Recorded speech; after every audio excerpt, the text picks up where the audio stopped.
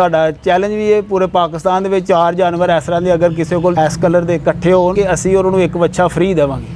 ਜਿੰਨੇ ਦੇ ਵੀ ਲੱਭੇ ਜਿਸ ਤਰ੍ਹਾਂ ਵੀ ਲੱਭੇ ਬੜੀ ਮੁਸ਼ਕਲ ਦੇ ਨਾਲ ਮੈਂ ਮੁਲਤਾਨ ਮੰਡੀ ਇੱਕ ਬੱਚਾ ਅਸੀਂ ਭਿੰਬਰ ਤੋਂ ਲੈ ਕੇ ਆਇਆ ਆਜ਼ਾਦ ਕਸ਼ਮੀਰ ਵਿੱਚ। ਅਲਹਮਦੁਲਿਲਾ ਜਿਸ ਤਰ੍ਹਾਂ ਇਹਨਾਂ ਦਾ ਉੱਤੇ ਕਲਰ ਹੈ ਅੱਲਾਹ ਪਾਕ ਨੇ ਬਣਾਇਆ ਉਸ ਤਰ੍ਹਾਂ ਇਹਨਾਂ ਦੀ ਅੱਖਾਂ ਦੇ ਵਿੱਚ ਵੀ ਇਸ ਤਰ੍ਹਾਂ ਨਾ ਉਹੀ ਕਲਰ ਹੈ ਸ਼ੇਰਾ ਕਲਰ ਜਿਹੜਾ ਸਾਡੀ ਪੰਜਾਬੀ ਦੀ ਮਿਸਾਲ ਹੈ ਕਿ ਪੁੱਤਰ ਪਾਲਿਆ ਹੋਏ ਉਹਦੀ ਕੰਡ ਦੇ ਨਾਲ ਹੀ ਹੋਏ ਤੇ ਸੋਹਣਾ ਲੱਗਦਾ, ਜਾਨਵਰ ਪਾਲਿਆ ਹੋਏ ਉਹਦੀ ਕੰਡ ਦੇ ਨਾਲ ही होए तो सोना लगता है। सियालकोट के मुतालिक दिलचस्प मालूमात और सियालकोट के हालात व वाक़यात से बाखबर रहने के लिए अभी सियालकोट प्लस के YouTube चैनल को सब्सक्राइब कीजिए।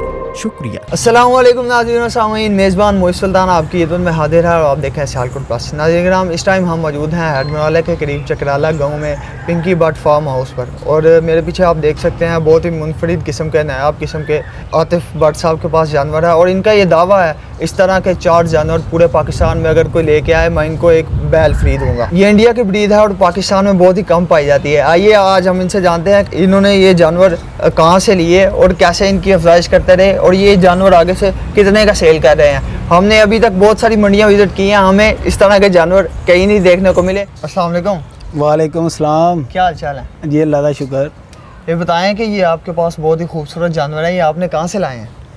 जी ਇਹ ਛੋਟੇ ਲਿਆਂਦੇ ਸਜੇ ਸੀ अच्छा ਛੋਟੇ ਬੱਚੇ ਲੈ ਕੇ ਆਏ ਸਾਂ ਮੰਡੀਆਂ ਦੇ ਵਿੱਚੋਂ ਨਾ ਇੱਕ ਇੱਕ ਕਰਕੇ ਫਿਰ ਕੇ ਲੈ ਕੇ ਆਏ ਸਾਂ। सही है। ਤਕਰੀਬਨ ਇਹਨਾਂ ਨੂੰ 2-2 ਸਾਲ ਸਾਡੇ ਕੋਲ ਹੋ ਗਏ ਨੇ ਇਹਨਾਂ ਬੱਚਿਆਂ ਨੂੰ ਤੇ ਬੜੇ ਮਾਸ਼ਾਅੱਲਾ ਬੜੇ ਖੂਬਸੂਰਤ ਤਰੀਕੇ ਨਾਲ ਤੇ ਬੜੀ ਵਫਾਦਾਰੀ ਨਾਲ ਅਸੀਂ ਇਹਨਾਂ ਨੂੰ ਨਾ ਪਾਲਿਆ ਵੇ।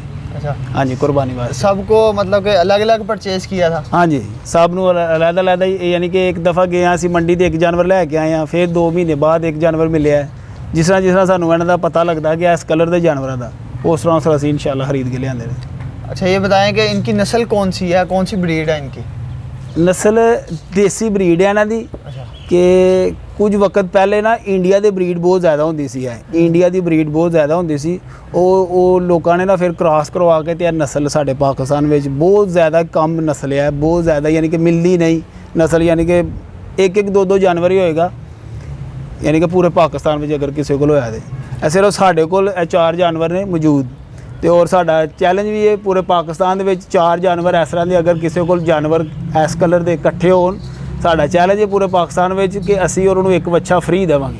अच्छा मतलब कि 4 जानवर जिसके पास इकट्ठे हों इस तरह के इस कलर के ਇਸ ਕਲਰ ਦੇ ਅਗਰ ਕਿਸੇ ਕੋਲ 4 ਜਾਨਵਰ ਮੌਜੂਦ ਇਕੱਠੇ ਹੋਣ 2 ਦੰਦ ਅਸੀਂ ਇੱਕ ਬੱਚਾ ਉਹਨਾਂ ਨੂੰ ਫ੍ਰੀ ਦੇਵਾਂਗੇ गिफ्ट तो ਕਰਾਂਗੇ। जी फ्री बच्चा मिल सकता है आपको अगर आपके पास इस तरह के जानवर मौजूद है।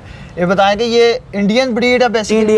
ਇੰਡੀਅਨ ਬਰੀਡ ਹੈ ਬੇਸਿਕਲੀ ਜਿਹੜੀ ਹੈ ਨਾ ਇਹ ਇੰਡੀਅਨ ਬਰੀਡ ਹੈ ਇੰਡੀਆ ਦੇ ਵਿੱਚ ਬਹੁਤ ਜ਼ਿਆਦਾ ਇਸ ਕਲਰ ਦੇ ਜਾਨਵਰ ਬਹੁਤ ਜ਼ਿਆਦਾ ਮੌਜੂਦ ਨੇ।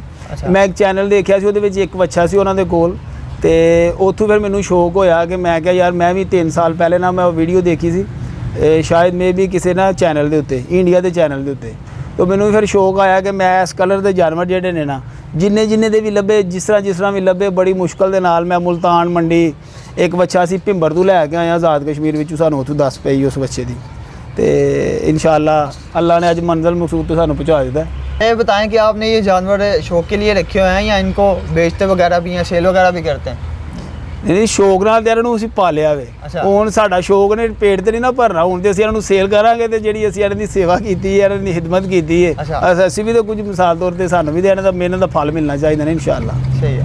तो इनका कितना वेट होगा एस्टिमेटेड? एस्टिमेटेड इन्हां दा वेट जिहड़ा वे इन्हां दे कद जिहड़े ने ना ज़्यादा हैवी नहीं लंबे नहीं सिर्फ क्योंकि गुत्थे ने है जानवर माशाअल्लाह बहुत हैल्थी ਇਹਨਾਂ ਦੀਆਂ ਉਹਦੇ ਕੰਡ ਦੇ ਉੱਤੇ ਨਾਲੀ ਪਈ ਹੈ ਸਾਡੀ ਪੰਜਾਬੀ ਦੀ ਮਿਸਾਲ ਹੈ ਕਿ ਪੁੱਤਰ ਪਾਲਿਆ ਹੋਏ ਤੇ ਉਹਦੀ ਕੰਡ ਤੇ ਨਾਲੀ ਹੋਏ ਤੇ ਸੋਹਣਾ ਲੱਗਦਾ ਹੈ ਜਾਨਵਰ ਪਾਲਿਆ ਹੋਏ ਤੇ ਉਹਦੀ ਕੰਡ ਤੇ ਨਾਲੀ ਹੋਏ ਤੇ ਸੋਹਣਾ ਲੱਗਦਾ ਹੈ। ਅਸੀਂ ਤੇ ਬੜੇ ਸ਼ੌਕ ਨਾਲ ਪਾਲੇ ਨੇ ਅਲਹਮਦੁਲਿਲਾ।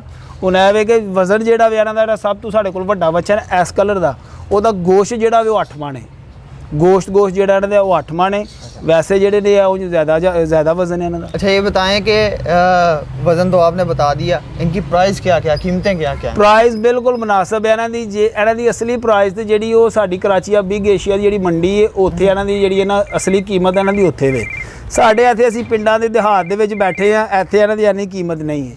ਬਹਰਹਾਲ ਫੇਰ ਵੀ ਅਸੀਂ ਇਹਨਾਂ ਦਾ ਫਸਟ ਟਾਈਮ ਸਾਡਾ ਐਕਸਪੀਰੀਅੰਸ ਸੀ ਕਿ ਅਸੀਂ ਇਸ ਕਲਰ ਦੇ ਜਾਨਵਰ ਅਸੀਂ ਪਾਲੇ ਨੇ ਇਹਨਾਂ ਦੀ ਅਸੀਂ ਮੁਨਾਸਿਬ ਹੀ ਕੀਮਤ ਹੈ ਆਮ ਰੂਟੀਨ ਦੇ ਨਾਲ ਜਿਸ ਤਰ੍ਹਾਂ दूसरे बच्चों का वैड़िया का लोग ज़्यादा पैसे 10-10 लाख रुपया मंगते हैं असीं इन्हां दा 10-10 लाख रुपया भी नहीं मंगते असीं इन्हां दा 8-8 लाख रुपया जिहड़ा वे ना वो असीं इन्हां दी कीमत रखी है कि जिहड़ा कोई शौकीन बंदा साडे सियालकोट सिटी का चाहे बाहर दा होए ਉਹ ਇਹਨਾਂ ਨੂੰ ਅਫੋਰਡ ਵੀ ਕਰ ਸਕੇ, ਇਹਨਾਂ ਨੂੰ ਖਰੀਦ ਵੀ ਸਕੇ। ਉਹ ਨਾ ਹੋਏ ਕਿ ਅਸੀਂ ਕੀਮਤ ਇਹਨਾਂ ਦੀ ਜ਼ਿਆਦਾ ਦੱਸ ਦਈਏ ਤੇ ਆਪ ਬੰਦੇ ਦੀ ਪਹੁੰਚ ਤੋਂ ਦੂਰ ਹੋਏ।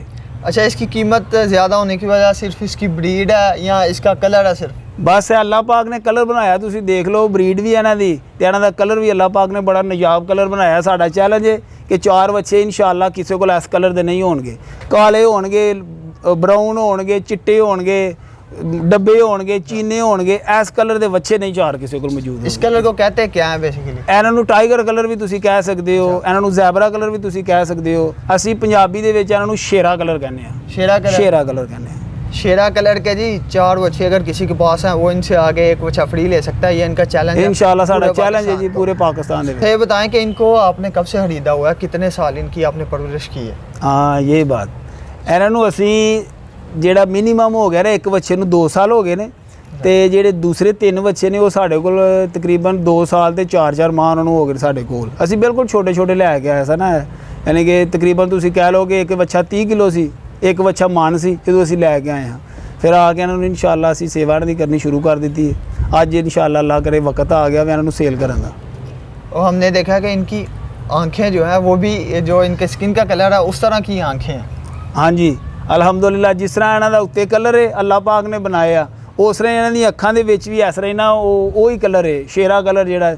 ਔਰ ਜਿਹੜੇ ਇਹਨਾਂ ਦੇ ਸਿੰਗ ਨੇ, ਅਸੀਂ ਸਿੰਗ ਇਹਨਾਂ ਨੂੰ ਕਿਉਂਕਿ ਲੋਕੀ ਉਹ ਮੋਨੇ ਕਰਾ ਦਿੰਦੇ ਨੇ ਨਾ, ਸਿੰਗਾਂ ਨੂੰ ਖਤਮ ਕਰਵਾ ਦਿੰਦੇ ਨੇ।